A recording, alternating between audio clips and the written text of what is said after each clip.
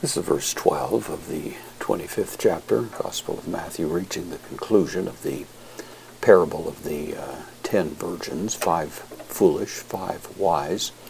The foolish ones have now arrived at the door, which has been shut. They've appealed for the door to be opened, and Jesus gives this sobering response on behalf of the bridegroom in this case. So we have ho. This is an article, but it's being used here as a pronoun, so he.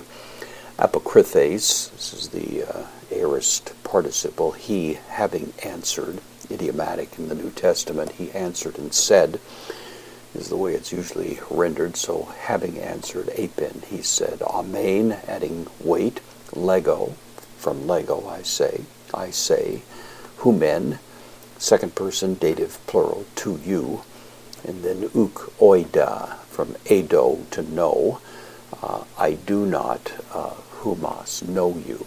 It's actually the perfect here, and so it would suggest not only do not know you, but did not know you, or have not known you, suggesting that these virgins were never known. They may have participated marginally in the community and grace, and yet had never really come to a full and complete knowledge of Christ. Would be at least one legitimate view of this, something like the discussion in Hebrews chapter 6, tasted of the Word of God and the powers of the world to come and so on, yet never actually came to full faith. It is notable that this statement does not include the final words of reprobation, depart from me into everlasting fire, something like that. It's not there.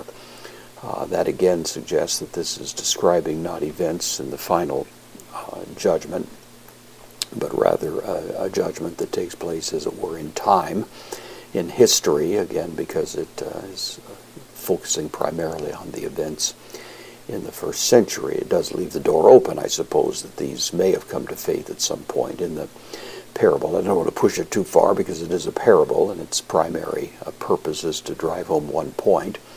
And the point here is certainly the need for preparation. So without wandering too far afield, I think we can at least say that the primary focus here is that those who were in Jerusalem would be preparing, and if they were preparing, they would be ready to recognize events as they unfolded and escape into safe quarters in that connection. And then from there we can apply more broadly meaning to it, but we don't want to be too extravagant in the way that we may find applications beyond what's simply affirmed here.